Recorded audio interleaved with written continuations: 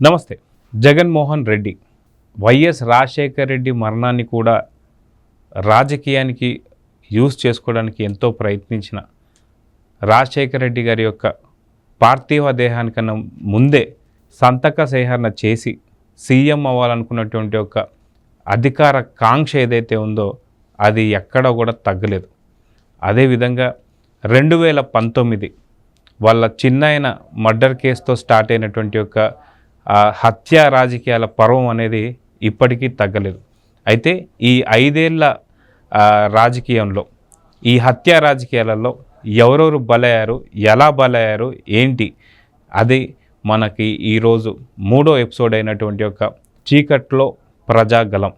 ఇప్పటికీ ఇలాంటి హత్యలు జరుగుతున్నందుకు చాలామంది మేధావులు కావచ్చు, యువత కావచ్చు, మహిళలు కావచ్చు బయటికి రాలేనటువంటి పరిస్థితి. అయితే ఎలాంటి హత్యలు జరిగాయి ఏంటి అనేది ఇప్పుడు చూద్దాం. సార్ నమస్తే. నమస్తే అండి. సార్ మొత్తానికి చీకట్లో ప్రజాగలం నిజంగా అంధకారంలోకి పూర్తిగా ఏపీ అనేది మునిగిపోయింది. ఇలాంటి తరుణంలో చాలా అసలుకి రాజకీయం జగన్మోహన్ రెడ్డి స్టార్ట్ అయిందే హత్య రాజకీయాలతో. 2019 నుంచి స్టార్ట్ అయినటువంటి ఒక ఈ హత్య రాజకీయాలు ఈ మధ్యలో కోకొల్లలు. కాకపోతే కొన్ని ముఖ్యమైనటువంటి ఒక ఎవరు ఏంటి, ఎందుకంటే ఇప్పటికైనా సరే కొంత వచ్చి నెక్స్ట్ వచ్చే ఎలక్షన్స్లో సరైనటువంటి ఒక ఓటు వేసి నెక్స్ట్ ఇలాంటి హత్య రాజకీయాలు కాకుండా ఉండాలంటే ఏం చేయాలి, అసలు ముఖ్యంగా హత్యకు గురైన వాళ్ళు ఎవరో వాళ్ళ వివరాలు చెప్పు. సార్ యాక్చువల్గా చెప్పాలంటే ఈ అరాచక రాజకీయుడి పాలన, ఈ దుర్మార్గపు పాలనలో మొదలైంది వివేకానంద రెడ్డి గారి హత్యతో. 5 సంవత్సరాలు అయింది. సొంత చిన్నాన్న ఆయనను హత్య చేసి అధికారంలోకి రావడానికి ఆ హత్య రాజకీయాన్ని శవరాజకీయంగా వాడుకొని పదవిలోకి వచ్చాడు. పదవిలోకి వచ్చిన కాడి నుంచి ఆయన చేసిన అరాచకాలు అన్నీ ఇన్ని కాదు. యాక్చువల్గా మాట్లాడుకోవాలంటే దాదాపు 70,000 మంది మీద పోలీస్ కేసులు, బైండ్ ఓవర్ కేసులు, రౌడీ షీట్లు, అందరూ కూడా ప్రతిపక్షానికి చెందిన నాయకులే. అధికారంలో ఉన్నోళ్ళు కాదు, ప్రతిపక్ష పార్టీకి చెందిన కార్యకర్తలు, నాయకులు. ఈ దారుణమైన ఇది ఒక మారణకాండలాగా చేసుకుంటూ వస్తున్నారు. ఈ 70,000 మంది మీద కేసులు పెడతడమే కాకుండా 618 మందిని హత్యలు చేశారు. ఈ 618 మంది కూడా కరడు కట్టిన తెలుగుదేశం పార్టీ కార్యకర్తలు, నాయకులు. వీళ్ళందరూ కూడా ఇంకా విచిత్రం ఏంటంటే వీళ్ళందరూ ఆల్మోస్ట్ బడుగు బలహీన వర్గాలకు చెందినవారు, దళితులు. ఇంతమందిని జీవితాలు నాశనం చేసి మరి ఆయన ఏం సాధించాలనుకుంటున్నాడో, ఆయన ఒక్క కుర్చీ కోసం ఆయన చేస్తున్న అరాచకాలు అన్నీ ఇన్ని కాదు. ఒక్కటి ఈ మధ్యన జరిగిన ఒక ఇన్సిడెంట్ గురించి మాట్లాడుకుంటే అండి, కాకినాడలో ఒక శివాలయంలో పూజారి అంటే గరళకంఠుడిని సేవించే వ్యక్తి. ఆయన పరమేశ్వరుడు, గరళకంఠుడు అంటే ఆయన భక్తులకి ఎంత ప్రీతమైన భగవంతుడో అలాగే ఆయన భక్తుల కోసం ఆయన ఎంతకైనా తెగించే దేవుడు అనే పేరుంది ఆయనకి. ఆయన గుళ్ళో రోజు పూజలు చేసే పూజారిని ఈయన ఒక వైసీపీ మాజీ కార్పొరేటర్, కేవలం ఒక కార్పొరేటర్, ఒక రౌడీ. అంటే అక్కడ ఒక వైసీపీ నాయకుడు, ఎమ్మెల్యే కూడా ఉన్నాడు. ఆయన చంద్రబాబు లాంటి పెద్ద పెద్ద నాయకులనే నడి రోడ్డు మీద పబ్లిక్ మీటింగ్లో బండబూతులతో మాట్లాడే వ్యక్తి ఆయన. అటువంటి వ్యక్తి కింద అనుచరుడిగా ఉన్న వ్యక్తి ఈయన ఆ పంతులు గారిని ఏదో అర్చన సరిగ్గా చేయలేదని చెప్పి, ఏది గుళ్ళో అర్చన, పంతులు గారు ఎంత, ఆయన వయసు 65 సంవత్సరాలు. ఆయన ఈ అర్చకత్వంలో పండిపోయిన వ్యక్తి. అర్చన సరిగా చేయలేకపోవడం అనేది చాలా పచ్చి అబద్ధం. వీళ్ళు వంక చూపించింది. ఏ సాగుతోనో ఆయనని గుళ్ళో వచ్చి బండబూతులు తిడుతూ, డొక్కల్లో తన్ని గర్భగుళ్ళో నుంచి బయటికి ఈడ్చుకొచ్చి దవడ మీద కొడుతూ, బండబూతులు తిడుతూ చాలా అరాచకం చేశాడు. శివాలయంలో జరిగిన విషయం ఇది. సో అక్కడ ఉన్న భక్తులందరూ చూసి నివ్వెరపోయారు. సో ఇటువంటి అరాచకాలు ఈ పరాకాష్ఠకి చేరుకుంటున్నాయి అన్నమాట వీళ్ళు చేసే అరాచకాలు. ఏమన్నా అంటే ఏంటంటే వాళ్ళిద్దరూ బాల్యమిత్రులంట. రోజా గారు చెప్తున్నారు, మన మంత్రి, మాజీ మంత్రి రోజా, వాళ్ళిద్దరు బాల్యమిత్రులు. వాళ్ళిద్దరి మధ్య ఈ వ్యవహారాన్ని రాజకీయ రంగు పొలుముతున్నారంట. రాజకీయ రంగు పొలవటం ఏంటి, ఒక అర్చకుడిని కొట్టడం ఏంటని చెప్పి ప్రశ్నిస్తే ప్రజలు వాళ్ళు బాల్యమిత్రులు అంటే, బాల్యమిత్రులు అయితే గుళ్ళో చేసే అర్చకత్వం చేసే 65 సంవత్సరాల వృద్ధుడిని వచ్చి డొక్కల్లో తన్ని బూతులు తిడితే ఆడు బాల్యమిత్రులు ఇద్దరు మాట్లాడుకున్నట్ట, అది ఇద్దరు సరదాగా చేసుకున్న కార్యక్రమం అన్నట్టు రోజా చెప్పడం అనేది చాలా ఈ ప్రభుత్వంలో జరుగుతున్న అరాచకాలకి ఒక పరాకాష్ఠ. రోజా అలా మాట్లాడటం ఇంకా ముందుకు వెళ్తే అండి వీళ్ళు ఒక దళిత డాక్టర్, నేను అప్పుడు దాదాపు కోవిడ్ టైంలో అనుకుంటా, కోవిడ్ టైంలో N99 మాస్కులు ఇవ్వలేదని చెప్పి ఆయన ప్రశ్నించాడు. మేము ఎంతోమందికి వైద్యం చేస్తున్నాం, ఉదయం నుంచి సాయంత్రం వరకు ప్రమాదకరమైన కోవిడ్ వ్యాధితో పోరాటం చేస్తున్నాం, మాకు మాస్కులు ఇవ్వట్లేదని అడిగారు. ఆయన ఆర్డీఓని ప్రశ్నించారు. అది మీడియాలో వచ్చింది. మీడియాలో రావటం, ఆయన్ని వెళ్ళి ఇంటికి వెళ్ళి అరెస్ట్ చేసి, నువ్వు ఇలాగ ఆర్డీఓతో మాట్లాడి ప్రభుత్వాన్ని విమర్శిస్తావా, ముఖ్యమంత్రిని విమర్శిస్తావా అని చెప్పి ఆయన్ని తీసుకొచ్చి జైల్లో పెట్టారు, పోలీస్ కేసు పెట్టి.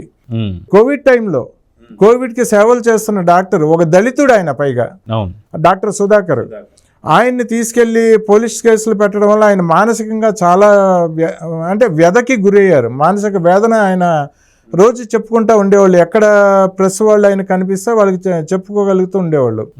ఆ వ్యక్తినండి ఒకరోజు నేను ఆ రోజు టీవీ విజువల్స్లో చూశాను, TV9లోనే చూశాను నేను.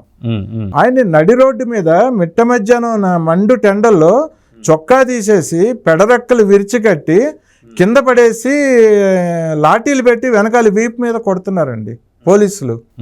కొట్టి అలా ఆయన్ని నలుగురు పోలీసులు, ఒక్కొక్కళ్ళు ఒక్కొక్క చెయ్యి, ఇద్దరు పోలీసులు, ఇద్దరేమో కాళ్ళు పట్టుకొని ఆ మనిషిని అలాగా మూటను తీసుకెళ్ళి ఆటోలో పడేసి తీసుకెళ్లి వైజాగ్ మెంటల్ హాస్పిటల్లో వేశారంట, ఆయనకి పిచ్చి పట్టిందని.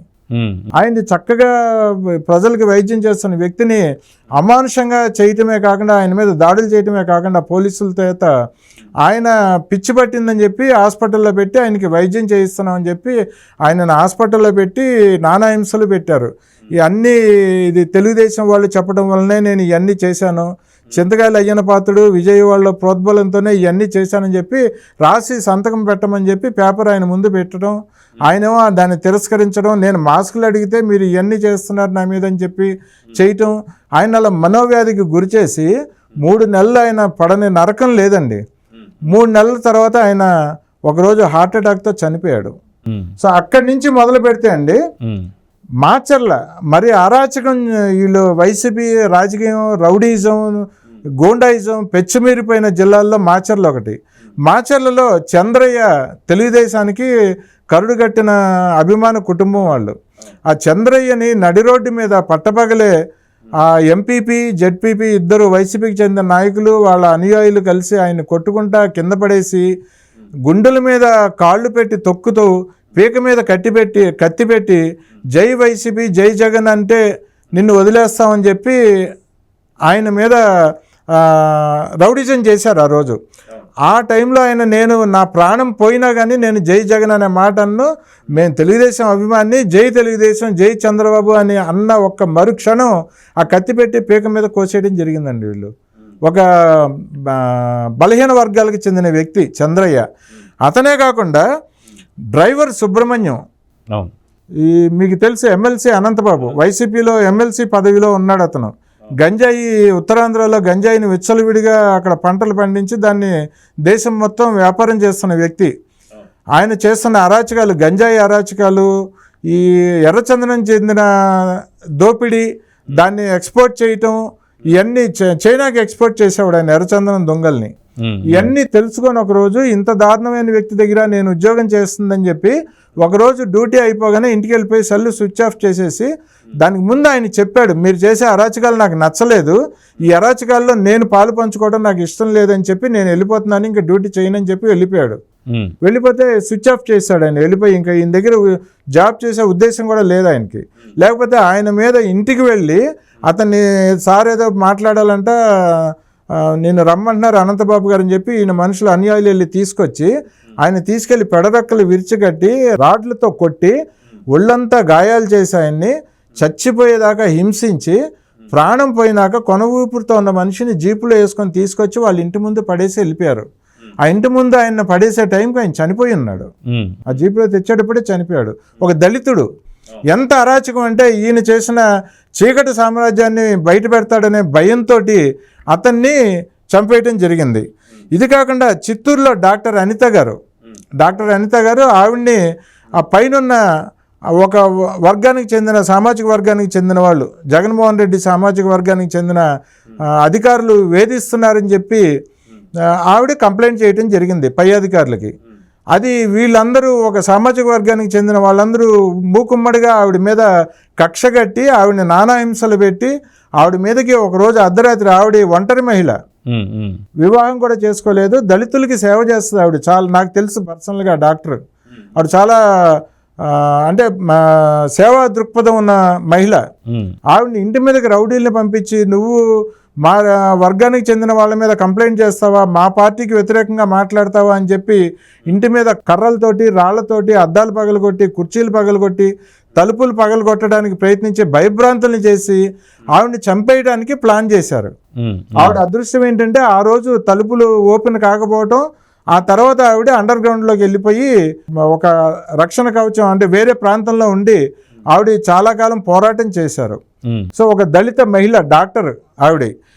అదే కాకుండా ఈ మధ్యన ఒక కుర్రవాడు, 15 సంవత్సరాల కుర్రవాడు, అమర్నాథ్ గౌడ్ అనే పిల్లవాడు, వాళ్ళ అక్క కాలేజీ నుంచి వస్తుంటే రోజు కొంతమంది అక్కతాయిలు, వైసీపీ కుర్రోళ్ళు, రౌడీలు వాళ్ళు దారి కాచి ఆ పిల్లని రోజు వేధిస్తున్నారని చెప్పి ఆ పిల్లవాడు వాళ్ళని వెళ్ళి ప్రశ్నించాడు. మన వీధిలో ఉండేవాళ్ళం, అందరం కలిసి ఉండేవాళ్ళం, మా అక్కని ఎందుకు ఇలాగ వేధిస్తున్నారని చెప్పి ప్రశ్నిస్తే ఆ పిల్లవాడిని తీసుకొని చేతులు కాళ్ళు కట్టేసి తీసుకెళ్ళి కొట్టి ఊరి చివర పడేసి పెట్రోల్ పోసి తగలబెట్టేశారండి ఆ పిల్లోడిని. 16 సంవత్సరాలు 10th క్లాస్ చదువుకునే కుర్రోడు. ఇలా చెప్పుకుంటూ పోతే ఎన్నో. మీకు మంగళగిరిలో ఒక ఇన్సిడెంట్ ఉంది. ఉమామహేశ్వర యాదవ్ అని చెప్పి వెనుకబడిన వర్గాలకు చెందిన వ్యక్తి. ఆయన తెలుగుదేశంలో ఉన్నాడని వర్గ పోరాటం, తెలుగుదేశంకి ఆయన యాదవ్ వర్గాన్ని అందరినీ సమీకరించి తెలుగుదేశంకి లోకేష్ బాబుకి సపోర్ట్గా కార్యక్రమాలు చేస్తున్నాడు, తెలుగుదేశం అనుకూలంగా ఉంటున్నాడని చెప్పి అతని మీద కక్ష కట్టి ఒకరోజు దారి కాచి ఒకరోజు రాత్రిపూట ఆయన ఇంటి దగ్గరే, ఆయన బయట అయ్యో కార్యక్రమాలు చూసుకొని ఇంటికి వస్తున్నాడు, ఇంటి దగ్గరే ఆయన్ని మట్టు పెట్టారు. మూకుమ్మడిగా దాడి చేసి కత్తులతో కొడవళ్లతో నరికి చంపేశారు. ఇలా చెప్పుకుంటూ పోతే నంద్యాలలో ఒక మైనారిటీ వృద్ధుడు, అంటే ఒక ఇమాము, మసీదులో ప్రార్థనలు చేయించే వ్యక్తి, ఆయనని ఆ చర్చి భూముల్ని, వక్ఫ్ భూముల్ని ఆక్రమించడానికి వైసీపీకి చెందిన అక్కడ చైర్మన్, ఆయన అనుయాయులు, కొంతమంది కార్పొరేటర్లు వాళ్ళందరూ దాన్ని ఆక్రమించాలని చెప్పి ప్రయత్నం చేశారు తప్పుడు డాక్యుమెంట్లతో. దానికి ఆయన ఎదురు తిరిగి ఆయన కుటుంబం వాళ్ళందరూ వాళ్ళ మీద పోరాటం చేశారు. ఒక వర్గం ముస్లిం మైనారిటీ వర్గాలందరినీ కలుపుకొచ్చి వాళ్ళ మీద పోరాటం చేసి ఎంఆర్ఓ ఆఫీసులో కంప్లైంట్ పెట్టి పోలీస్ స్టేషన్లో కూడా కంప్లైంట్ పెట్టారు. ఆ పోలీస్ స్టేషన్లో కంప్లైంట్ పెట్టి ఇంటికి తిరిగి వస్తున్న సమయంలో ఆయన ఆ ముస్లింపేటలోనే ఆయన మీద మొత్తం అందరూ దాడులు చేసే కత్తులతో పొడిచి చంపేశారు. అది కూడా TV9లో నేను విజువల్స్లో చూశాను. ఆయన కూర్చొని ఉండగానే అలా చనిపోయి ఉన్నాడు, కూర్చొనే డెడ్ బాడీ అలా కూర్చొనే ఉంది, చనిపోయి ఉన్నాడు మనిషి. వాళ్ళ భార్య పిల్లలు వచ్చి ఆ కూతురు, 2 ఆడకూతురులు ఆయనకి, వాళ్ళు వచ్చి తండ్రిని ఇలా చేత్తో పట్టుకోగానే ఆయన పక్కకు ఒరిగిపోయి చనిపోయాడు. ఇలా వీళ్ళు చేస్తున్న అరాచకాలు. ఈయన కంచర్ల జల్లయ్య అని చెప్పి మాచర్ల దుగ్గిరాల మండలంలో, ఆయన కూడా వెనుకబడిన వర్గాలకు చెందిన వ్యక్తి, ఆయన కూడా తెలుగుదేశంకి అనుకూలంగా ఉన్నాడని చెప్పి అతను ఈ వైసీపీ అధికారంలోకి రాగానే ఊరు వదిలిపెట్టి వేరే ఊరు వెళ్ళిపోయాడు. ఆయన వెళ్ళిపోయి మళ్ళీ ఎన్ని నెలల తర్వాత ఒక వివాహ కార్యక్రమం వాళ్ళ కుటుంబంలో జరుగుతుంటే ఆ కార్యక్రమాన్ని జరిపించడం కోసం వచ్చి ఆ ఊర్లో ఆ పనులన్నీ చూసుకొని ఊరెళ్ళి బ్యాంకుకి వెళ్ళి డబ్బు డ్రా చేసుకొని ఒక 5 లక్షల రూపాయలు డ్రా చేసుకొని వస్తుంటే రాత్రి 8 గంటలకు ఆయన మీద దాడి చేసి ఆయన్ని గొడ్డళ్లతో నరికి చంపారు. ఇలా ఇది కాకుండా ఎన్నో అరాచకాలు. దళితులు, బీసీలు, అణగారిన వర్గాలు ఎక్కువ దాడులు గురైన వాళ్ళు, ముస్లిం మైనారిటీలు, దళిత క్రిస్టియన్స్, అంటే దళితుల మీదే దళిత కేసులు, SC/ST అట్రాసిటీ కేసులు పెట్టడం, ఈ అరాచకాలకు అంతుపంతు లేదండి. కానీ జగన్మోహన్ రెడ్డి ప్రతి మీటింగ్లోనూ, ప్రతి సమావేశంలోనూ నా దళితులు, నా మైనారిటీలు, నా బీసీలు, నా SCలు, నా STలు అని చెప్పి ఆయన చెప్పే మాటలు ఇదంతా పచ్చి బూటకం అండి. ఆయన అధికారం కోసం, ఆయన కుర్చీని కాపాడుకోవటం కోసం ఆయన ఏ హత్యకైనా తెగిస్తాడు, ఏ అరాచకంకైనా ఆయన తెగిస్తాడు. బరి తెగించిపోయారు ఆయన అనుచరులు, ఆయన ఎమ్మెల్యేలు, ఆయన ఎంపీలు. ప్రతి ఊర్లోనూ, ఏ ఊరు తీసుకోండి, చెప్పాను కదా 600 చిల్లర హత్యలు, 70,000 పైన కేసులు. చిన్నాన్న దగ్గర హత్య దగ్గర నుంచి మొదలుపెట్టి ఆయన ఈ రోజు వరకు చేసిన అరాచకాలకి అంతూ పొంతు లేదండి. సో ఇదంతా మీరన్నట్లు చీకట్లో జరుగుతున్న కార్యకలాపాలు ఇవన్నీ అవును. ఇవన్నీ ప్రజలందరూ తెలుసుకొని ఇప్పుడు రాబోయే ఎన్నికలు ఇంకొక 50 రోజులు ఉన్నాయేమో, రాబోయే ఎన్నికల్లో ఈ అరాచక అక్రమ ప్రభుత్వానికి చరమగీతం పాడి అభివృద్ధిని తెచ్చుకోవాలి, అభివృద్ధి చేసే నాయకుడిని తెచ్చుకోవాలి, రాష్ట్రం వృద్ధిలోకి రావాలని ఆలోచించాలి తప్పితే మనందరి ప్రాణాలని పణంగా పెట్టి ఇలా మనం అక్రమాలను ఎదుర్కోవాల్సిన పరిస్థితి మళ్ళీ మళ్ళీ రాకూడదు. ఈ రౌడీ పాలన అంతం చేసుకోవాలి మనం. ఓకే. సో ఇదండి మొత్తానికి చూస్తున్నారు కదా, సొంత బాబాయ్ నుంచి ఆఖరికి గుడిలో ఉండే పూజారి దగ్గర నుంచి అక్కడ అనంతబాబు చంపినటువంటి గిరిజనుల వరకు ఎవరు కూడా ఒకటి కాదు, అందరూ కూడా సమానులే. ఖచ్చితంగా హత్యకి ఎవరైనా గురి కావచ్చు. కాబట్టి మీ యొక్క విలువైన ఓటుని ఎవరికి వేయాలో ఆలోచించి ఓటేయండి.